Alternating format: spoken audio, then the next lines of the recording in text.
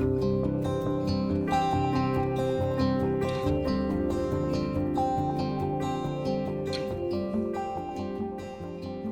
everyone, this is Joanne Bohegan.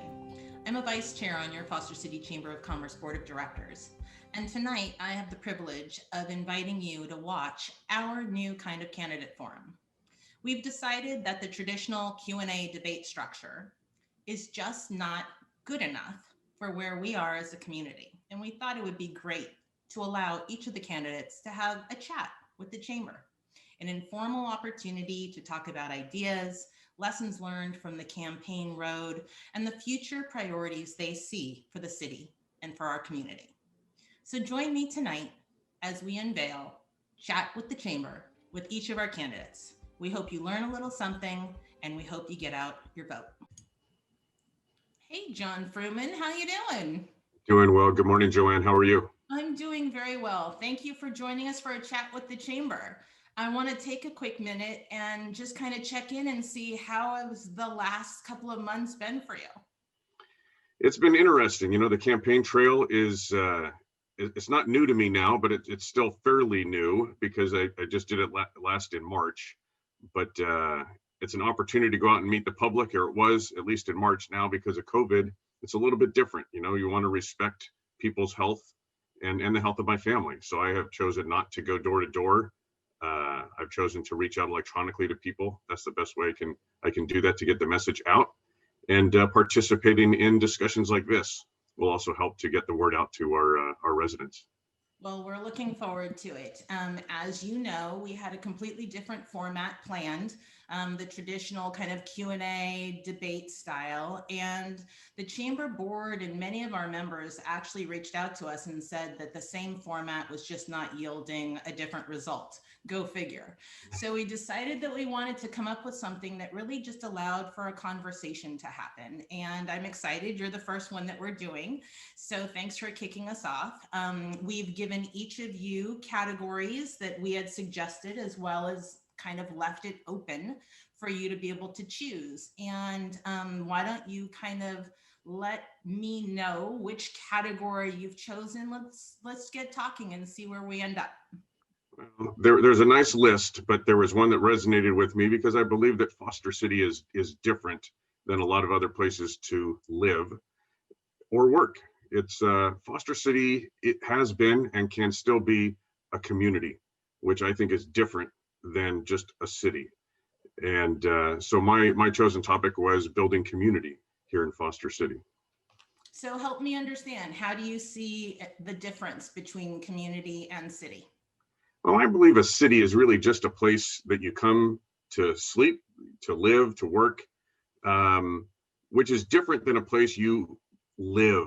I mean, really live. You participate, you're involved. There are things to do that bring people together. That's a big difference. Is, you know, when I lived in Southern California, I lived in a city. I went there, I slept there, my family, we were there, but I didn't participate in anything. There wasn't really anything to bring the community together. But the two places I've worked have been communities, places where the city provides opportunity for the community members to come together and be one, basically have a singular interest in enjoying themselves, enjoying each other, and enjoying the community. And that's what's important to me about Foster City. So let's go back just a few months then.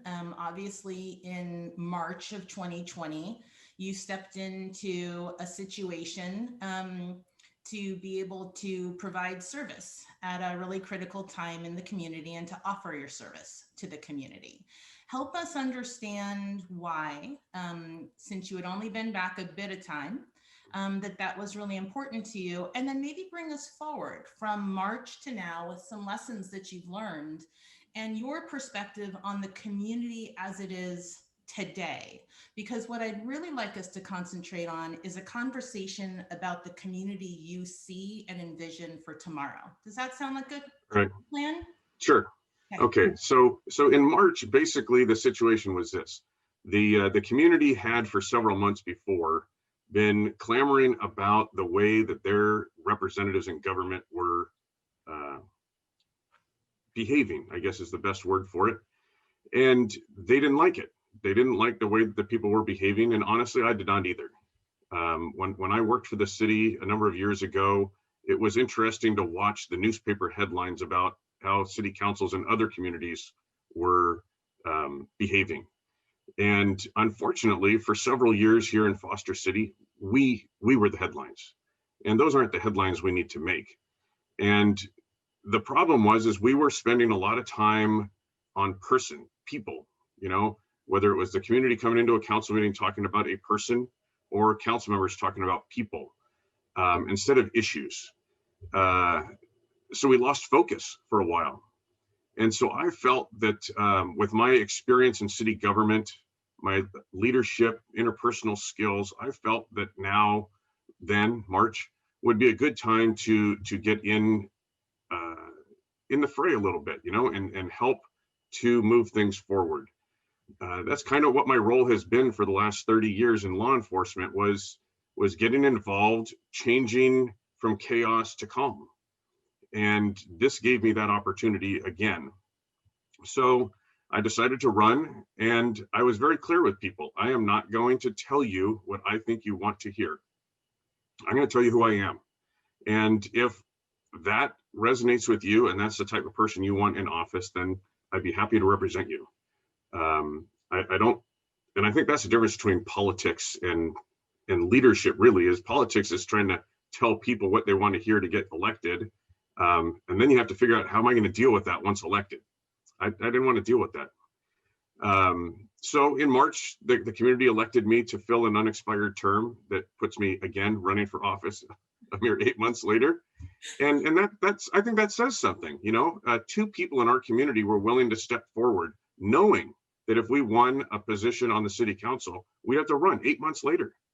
And that's a lot to ask of someone, but we were willing to do that. And I think between March or April, really, when I was seated, and now, I think the community has seen a significant difference in the way our council operates. The public, though we're in a virtual environment now, so it's a little bit different. The public is still has the ability to interface with the city council through, whether it's through email or live through Zoom. And the council obviously has to interact together to accomplish tasks and get business conducted. And I think what we've seen, or what I've seen, and I hope I've demonstrated, is respect. Respect for one another's opinions, whether they're different or the same. Respect for the community's input and participation, which is something that's critical. Again, in a community, the community members participate.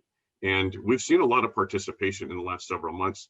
We've had some interesting topics for people to participate on. And the meetings have gone, though some of them have been pretty long. Yes, they have. But we've had some really meaty topics to discuss. You know, they have not been simple things to address. And the most important thing to take away from those meetings is the fact that there isn't belittling of one another. There's collegiality. We're working together well, respectful of one another. And that's what the community's asked of us. And I think we've come through with the direction they provided to us. So I'm very proud of how we've done. Yeah, no, I offer a few kind of comments and thoughts, and then maybe we can kind of dig in a little bit further. I think, you know, over the course of these last several months, it's been quite clear that there is more civility, if you will, amongst the members. And, you know, quite frankly, it makes it a lot more engaging for somebody to want to watch a discussion if they understand that they're going to be able to hear and listen to discussion, that it could be substantive and topical as opposed to based in anything else. I do think one of the challenges and opportunities that we have right now is how, when we think of community, what does that look like when you hear the voice of community? Help me understand what you've shared thus far, is that the leadership perspective and the role that you've had from your, if you will, your daytime career has really lent itself to being able to provide some structure and some consistency in the way in which you as a member of council can operate with the entire body. That's really what you're saying. So the exciting part is that you have an opportunity, should you be reelected, to really take kind of that foundation and really focus, I think, on what the role of a city council person is, which is not to bring your own voice, but to bring the voice of the community. So you've chosen building community, and I'd like us to kind of dig into understanding what that means in the context of some of the topics that have been raised already, have come to council, maybe are challenged, divisive, or unanimous, and how it is that you see building this community forward when there seems to be so many, if you will, silos and fractures for us to bring back together. I know that's a big question, but it's a conversation and not a Q&A. So Right. take it wherever you want to go, and let's see where we end up. Well, I agree 100% with what you're talking about. What we've seen recently in our communities, not necessarily in Foster City, but in our state and national community, is a dividing of people. We saw firsthand how that impacted a small community here in Foster City during the recall election. We had a clear community for the recall and a clear community against the recall. And if you watch social media, I try not to anymore, you could see the conflict between groups because the groups were looking at things from their singular perspective, and there wasn't or didn't seem to be a whole lot of respect for the perspective of the other side. And I'll liken this to during a campaign, different groups will offer application for endorsements. And I was offered applications for several different endorsements, and I had applied for one. And it was a group that represented a specific segment of our community, any community, but our community. And they asked questions as to how are you going to support us, our community, this group, this silo. And I didn't get the endorsement because I didn't answer the questions about how I would support that silo. Because my opinion is that these silos really break the community apart. We really need to be bringing people together. We really should be looking at things from a holistic perspective. And I think we can do that while still respecting the differences. I understand that these groups that form, they usually form because of, well, first and foremost is similarities. They have a similar culture or similar background that brings them together. And sometimes they also have similar issues that they need to address with whether it's government or community, whatever. So that brings them together. But I think there's a way to bring those communities, even though they sit in silos, we need to bring them together. And one of the thoughts I had about it was celebrating our diversity in Foster City. Maybe we have an international or a diversity festival. Maybe that's our theme for whatever we do during the summer, or maybe it's of its own making, where we get an opportunity.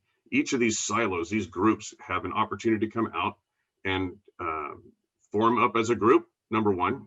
Number two, we all have an opportunity to learn about those different groups so we can gain further respect for those groups, whether it's the food of their culture, the dance, the music, or simply tell me more about where you come from, so we can understand more about your roots.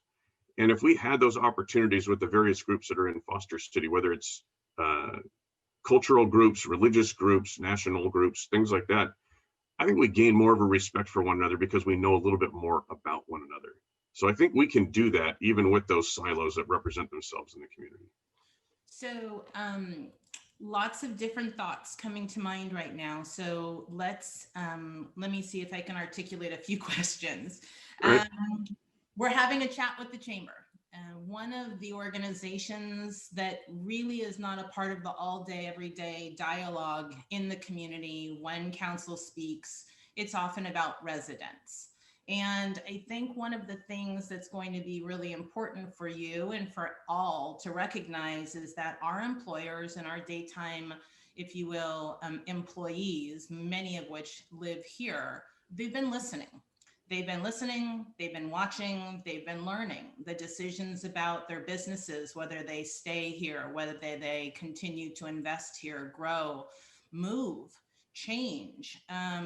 There's so much that's happening in this year of 2020. And that was pre-COVID, if you will.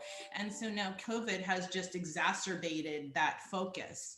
When you talk about diversity, one of the lessons that we've really been learning from our employers is that diversity without inclusion does not, if you will, yield the impact that, if you will, principles such as those pillars can give to an identity of an employer, of a brand, of a community. Help us understand how you see diversity and inclusion in our community going forward. And do you see that as different than what T. Jack Foster really created when he, if you will, engineered by design a smart city before smart development even existed? Help us understand how you see that bridge. Well, I think our early beginnings have helped to show us what we should be doing even today. It's interesting that the past can have that much of an impact. You know, that when T. Jack Foster built Foster City, from my learnings and readings, the first community that didn't allow discrimination by color for residential uh, living in Foster City. And T. Jack Foster designed the community to have diversity in housing types. So the apartments, condos, townhouses, single family homes, things like that, because it provided opportunity for a variety of different people to be able to come to Foster City to live. And we still have that diversity here. We still have a variety of different types of people from different places of the world, different socioeconomic backgrounds, different experiences that live here. And we see that not only in our residents, but also in our businesses. We have businesses that are run by people who weren't born in this country. They came here to experience America and all that America can provide. And we need to, just as much as we have that diversity in our community, we see that in what our businesses want. Businesses need diversity within their companies to appeal to these different groups within their community. And we also need diverse, when you're talking about diverse and different, the types of businesses that are here in Foster City. One of the reasons that our community is so financially stable is because of the way our revenues are generated.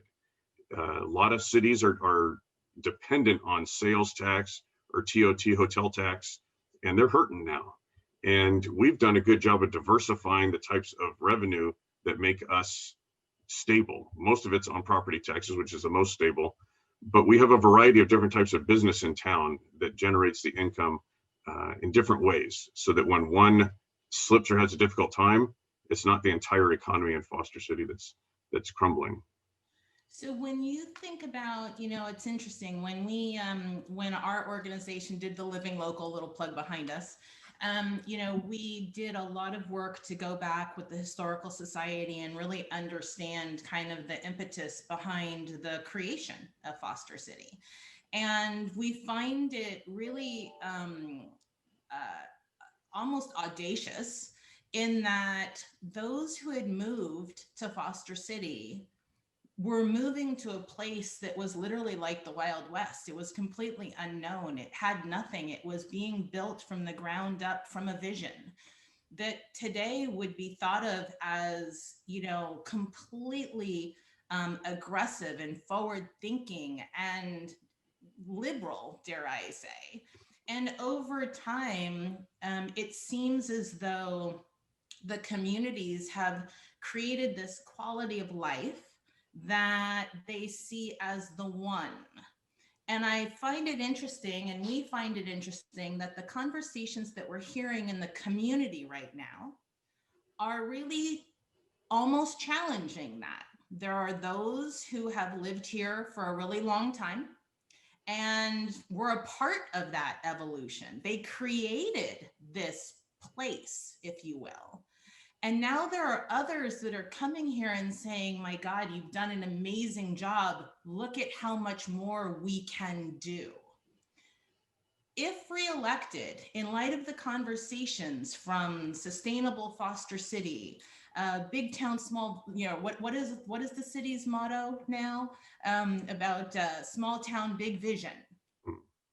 How do you, whether popular or not, how do you provide the leadership to the community to allow us to continue building upon the identity that we have and growing our community? And growth may or may not be a word that people like, but as a business community, as a community of industry, we understand that we cannot be solely dependent on property.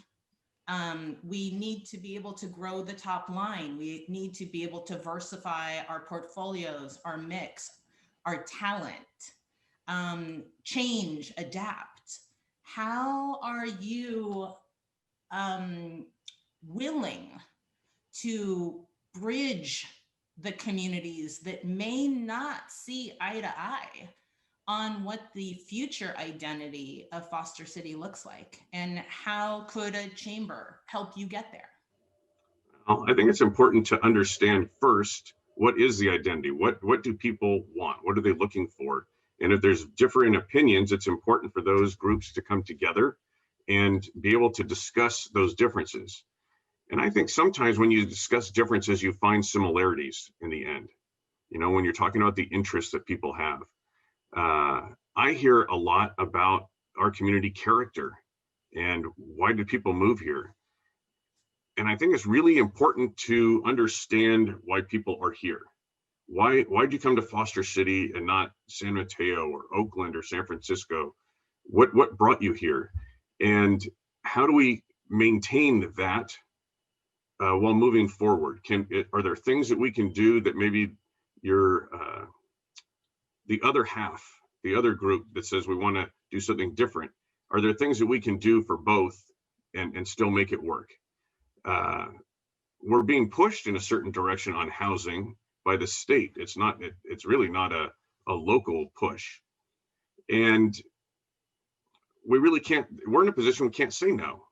So then it's really a time where you're looking at these two different groups and you're saying, okay, how do we make this work? Those people that disagree with growth and more housing, well, you're seeing that the state is pushing it. So come into the conversation. Are there things that we can do within these directions that can make it work for our community? How do we do that? And it's the same thing with if they're internally based beliefs. Life's a compromise, right? I mean, we all have to work together, whether it's community groups, community and residents and business.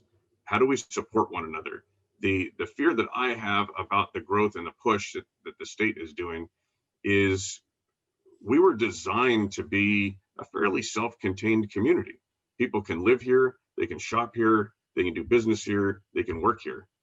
I know that some of that is a little bit grander than reality in the sense of not everybody can work in the same community they live in. I get that. But what happens if we're forced to grow to a point where we push out our retail or our commercial? Then it just simply becomes a place to live, to bed down, really. And that's not a community, and that's not what people came here for.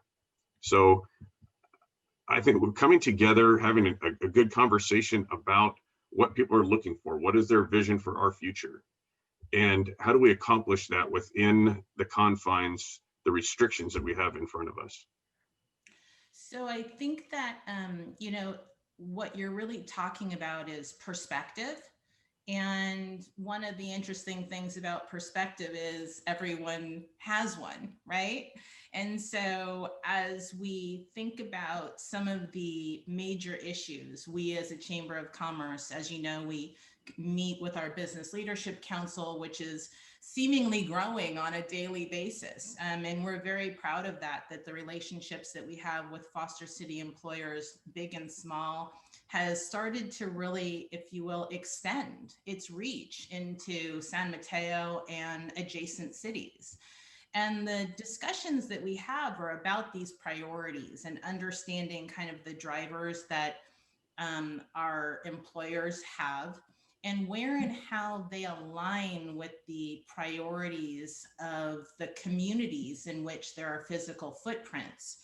So, you know, topics like housing, when it comes to attracting and retaining talent, well, more housing is significant, and the impact on transportation and traffic, there is a correlation, you know, that helps diminish. Um, when you think of the current council today, would you be able to articulate the top 3 priorities that the current city council has that are shaping the identity of our community? And I'm asking it very specifically because of the conversation we're having, not Mhm. priorities because it's a CIP, not priority because it's budget, but there's usually a policy summit. I don't actually recall there being one, candidly, this year. Um, but what are the priorities so that we, as members of the community, and I am a resident as well, understand the direction? Because it seems that that policy calendar is what really shapes and forms the actions that together council and staff take. And I think that would be interesting. And then I'll have a follow-on question, I think, as it relates to more of the operating side of things. I think the number one priority is really addressing the housing situation. That again, we have direction, so we got to figure out how we address that. And affordability has been a concern of the community for a long time. And Foster City has done a better job than most cities in California in providing affordable housing. We have a 20% requirement when you're building a multifamily development in Foster City. You must provide 20% at an affordable rate. And affordable is really in air quotes, because affordability is relative.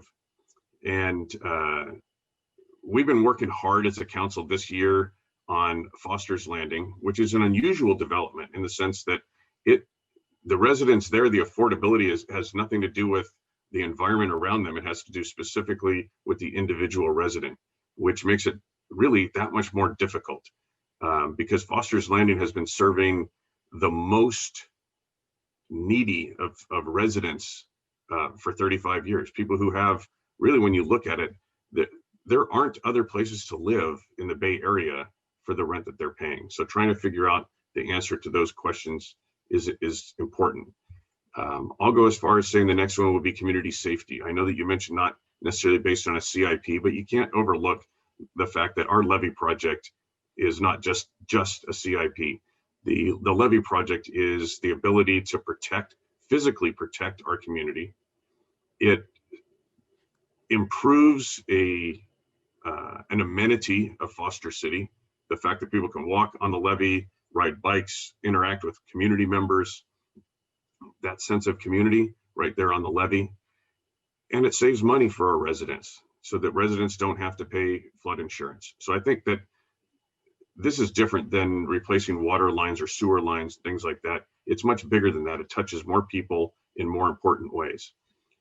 The third one would be equity right now. I mean, we've seen a lot going on right now in our community and in the world with equity and how people are treated differently. And how do we bring people together? And I think that's where Foster City should have a benefit. We should have a leg up because we've had a community before. I believe we've gotten away from it a little bit and we need to bring it back. How do we, because I believe that in general, now it comes from a different perspective, a different lens, but I believe we treat people with respect and fairly here in Foster City. But I'm hearing that maybe there are areas where we can improve. And what we need to do is we need to have that conversation so that people like me who see it from one lens can hear it and understand it from the lens of those people who feel change needs to occur. I need to understand the situation before understanding what the correction is. And so understanding their perspective and seeing where it's coming from is important. I got a lesson in that when I was down in San Diego. We had in Foster City, and when I worked in Coronado, it was not unusual as a police officer to get a suspicious person call. And the suspicious nature of the person was the fact that they were Black. Being very honest, that was it. But we were in communities, Foster City, that you call, we come. We respond to your call. We know someone's going to be watching. And so I would go out on those calls. I would see the person walking on the street, and I would stop and say, hey, how you doing? What brings you to town? What's going on? And I would just kind of try to socialize with the person. Person's watching me to see what I'm doing, right? And I tried to have a non-confrontational contact, because other than the fact that they were a person of color, there was nothing they were doing wrong, but we had to go to the call. And when I was in San Diego, I was involved in, I participated in a group that tried to bridge the gap between people of color and law enforcement. And I mentioned that type of contact. And while I was having that discussion, I said, well, you know, what brings you to town? And the guy says, stop. I said, what did I say? He says, what brings you to town to him means you don't belong here. And I had never thought of it that way. For me, it was just simply small talk to appease the person who was watching, because this person had done nothing wrong. I never saw it from that perspective. That's why it's really important to listen and understand the perspective of others, because now I wish I had learned that 30 years ago. I could have changed the way I had my interactions, and probably would have upset fewer people, not realizing that I upset them at all. I think that having those kind of discussions, whether it's local government, whether it's businesses, whether it's our police department, understanding those unintended consequences is critically important. And having that kind of example helps to reframe things. Simply stating, why did you treat him that way, doesn't help me. I don't understand. I wasn't treating anybody poorly, at least in my mind. I didn't think I was. But when I got that clear example, that was mind blowing. I couldn't believe it, because I'm not racist. I'm not against any people.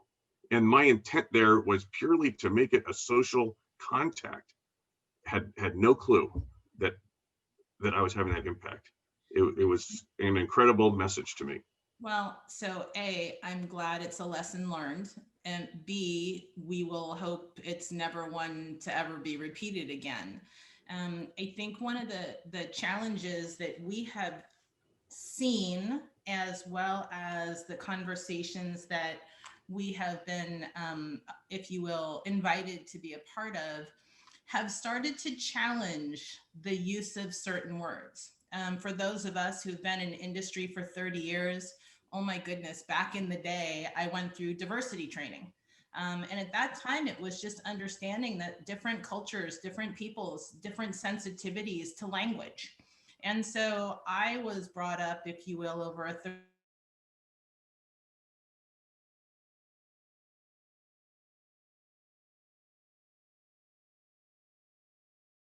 I like being behind the scenes, right, as opposed to front and center.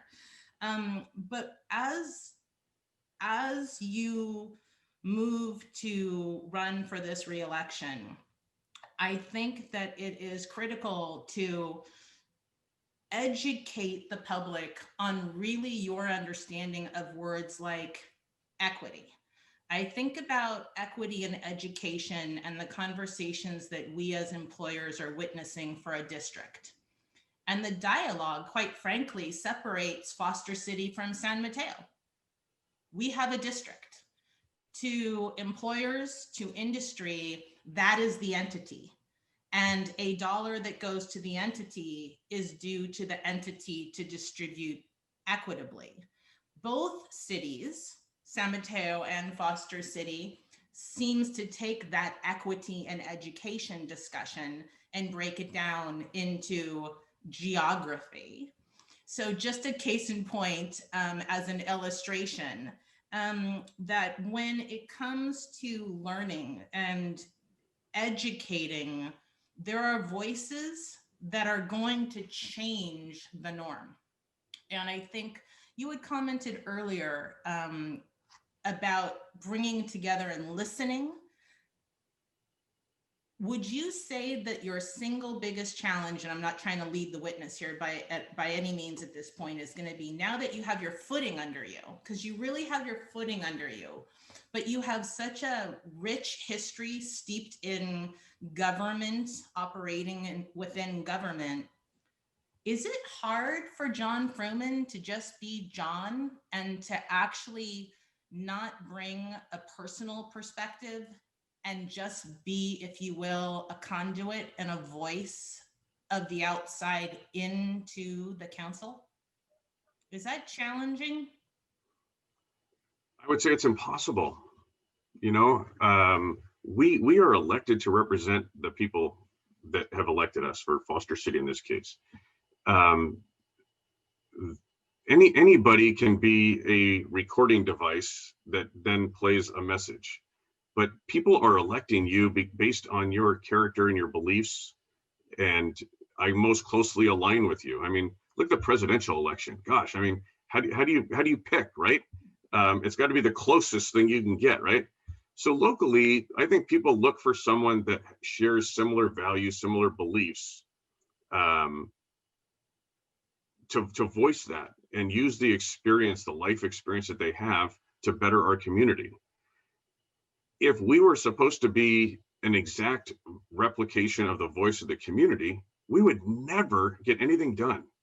And the reason I say that is, on some issues, you get an agenda item that comes up, and you get emails on one side of the issue, and you get emails on the other side of the issue. If I'm voicing the interest of the community, I'm voicing indecision, because some want it and some don't. So how do you deal with that? And I think the most important thing we can do is take our life experience, share that with people and how it applies to this issue, and to provide the best information we can, and then listen again for the response. Listen more to, now that I have more information to think about, has my position, has my interest moved?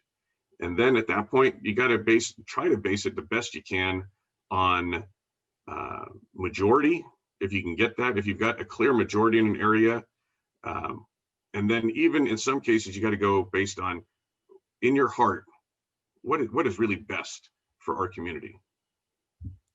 So I know we only have a couple of minutes left, and I know that leadership is probably one of the most challenging roles that there is. It's not always a popularity contest. And as this community moves forward and you focus on fostering community, I have one question, and then I kind of want to allow you to just kind of close this out with, you know, your vision and the why Jon. You know, we've talked a lot about the role as you see it. We've, you know, kind of taken some, you know, diverse turns in the dialogue. We're not getting to a Q&A today, because the reality is as an industry practitioner, every question has the opportunity to have a different answer the next time it's asked. And one of the things that we as the Chamber of Commerce and kind of representative of industry want to make sure for our community is that our city council starts to build in an operating DNA that allows it to be more adaptive and to be able to respond quicker. So you were talking about affordable housing. And we're learning that the system sets those prices, but once a year.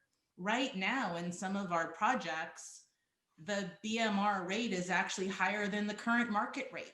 So how would city council respond in a pandemic, you know, from lessons learned to be able to, if you will, create a correction that betters its community?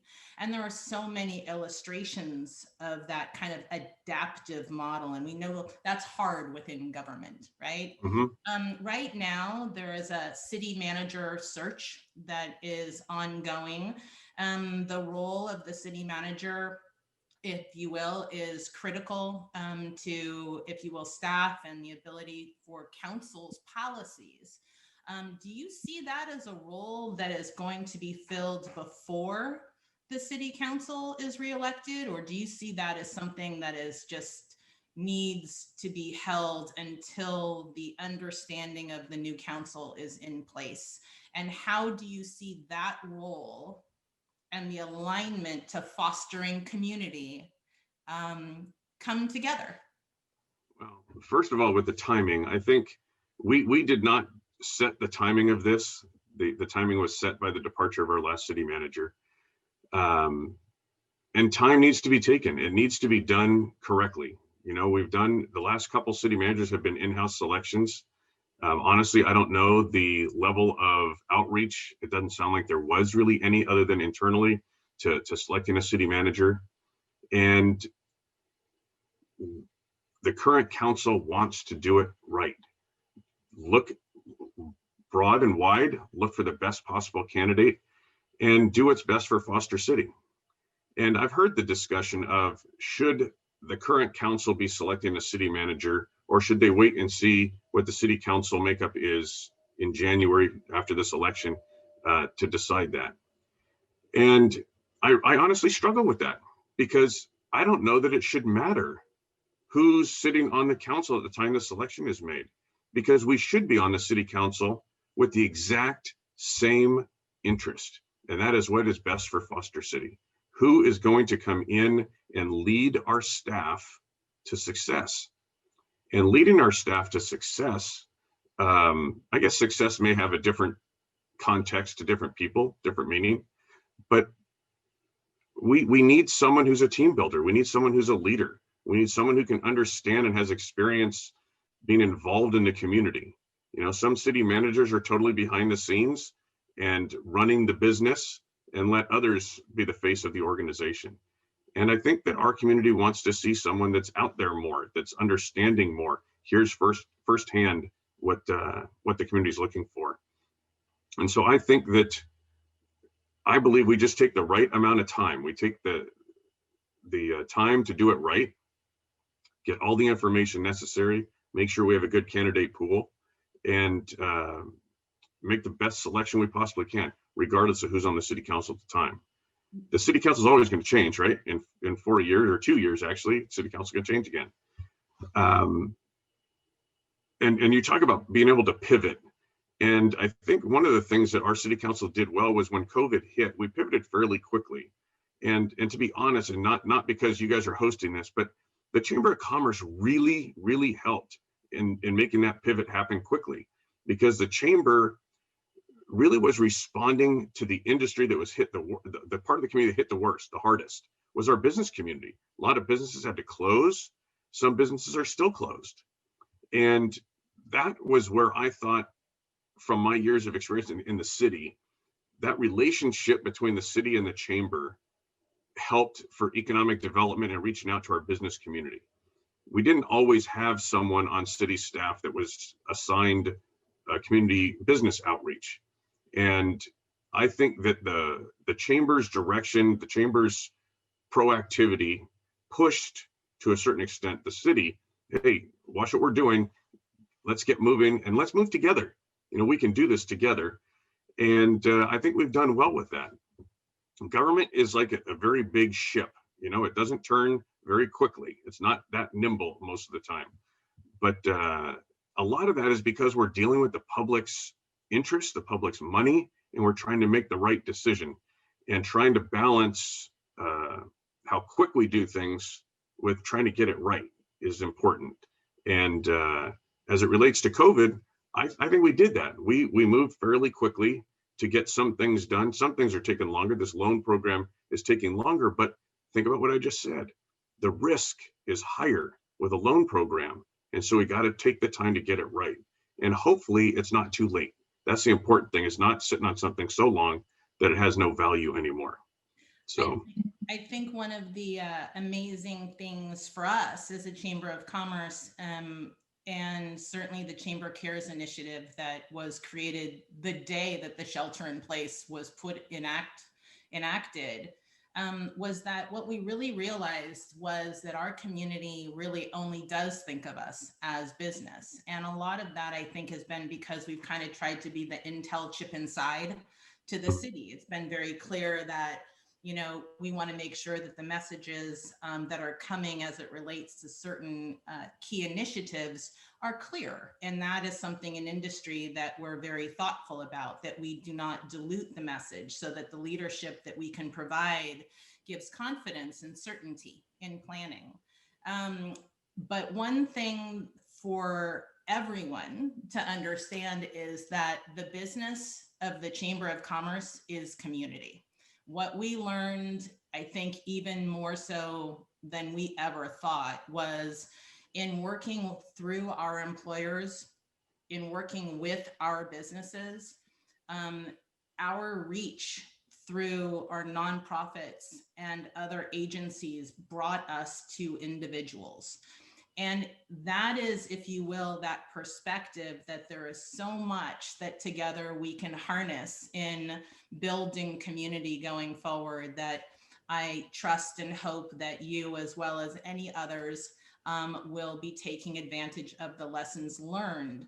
And as it relates to the kind of governance that the city has, you hit on something. It's not about the person in the seat, right? Because the person comes and goes, whichever chair it might be, but it's about the forward plan so that the priorities are clear. And so whether it comes to, you know, putting a city manager in place, whether it comes to council members being elected, whether it comes to ad hoc committees, it's about creating an identity through participation. And that policy calendar that the new council will create, that becomes the work plan. And in industry, I'll kind of say here, in industry, you don't know who to hire, what type of talent to hire for if you don't know what their job is. And so we're excited to see the city continue its momentum and to have an opportunity to share the lessons that we've learned and the role that we can play. Because I think moving forward, as you say, in fostering community, we each have a very unique perspective that we can bring. Let me allow you a minute or two to kind of close out. We haven't done any of the customary Q&A blah, blah stuff because we will assume that you are doing that in all of your other channels. But if someone only listened to this conversation, hopefully this forum gave you a little bit of a different way to represent some of your ideas. But tell us what comes next. Well, I really quickly wanted to hit on a point that you made about our community and the business community and the reach. You know, I think we reinforced, we didn't learn, we reinforced the reach and the value of our Chamber of Commerce through COVID. And the Levy project is teaching us about other groups in our community that can help us outreach. We all have similar interests in bettering our community. We had a meeting with youth sports out of Sea Cloud Park and the impact that the Levy project was going to have on them. And they wanted to be our partners. They wanted to champion the project. We need to do this. There's going to be some inconvenience. We recognize that. How do we help the community get through this? And so we're learning as we go along more and different groups that can come together and help us send our message. But in closing, I think it's really important. I wanted to let people know. Yes. If I could just interject, because I think that there is something that I would like you and others from the city to share, the role that the Business Leadership Council played. I'm not sure that the community at large really understands the undertaking when the top 10 landowners, when no one came forward to campaign against the levy. And I do not believe that our residents understand the financial contribution that our top 10 landowners are making to this. So when you speak of this project, please make sure that the community is educated on where and why and how not taking away anything from any of the organizations to help in the outreach going forward, which is critical now for the resident experience. But for, I think, 2.5 years, you had some friends across the street that basically were doing everything they could possibly do to educate and to allow the city of Foster City to be seen as a leader in sustainability throughout San Mateo County. And as employers, we're very proud of the role that we've played in that, and we hope that our community is as well. So with that, please close All it. right. Well, thank you again. Thank you to the Chamber for the opportunity to have this conversation, to sit down with you, Joanne. But just as a source of reminder to the public, my commitment to Foster City started in 1972 when my family moved here. My mom and dad decided that in the early years of Foster City, decided this is a place they wanted to take a chance on to raise their family. So I grew up in town having many of the same experiences our youth have today, going to school in the schools that they're going to today, playing in youth sports the same as they did, being an Eagle Scout in the scout troop that's still here in Foster City. Became a further part of the community in 1988, actually started in 1983 really with the police department, became a part of the police department and worked there and participated there for about 30 years before pursuing my career goal as the chief of police in the city of Coronado, where I retired in 2018. Foster City became important not just because I worked here, but because I decided with my wife to move my family here. And we bought a house here in Foster City in 1999. And again, gave that same experience to our children, growing up in Foster City, doing the same things that we had the pleasure of doing here. As an adult, I had the opportunity to volunteer in our community. In 2000, I joined our Lions Club. About 4 years later, I was recognized as Lion of the Year. And in 2007, I was president of our Lions Club here in Foster City. I've been a volunteer with Special Olympics, both in Northern and Southern California for almost 2 decades, helping an underserved part of our community in general. Over the last year or so, I've been a volunteer for Mills Peninsula Medical Center at their Burlingame campus.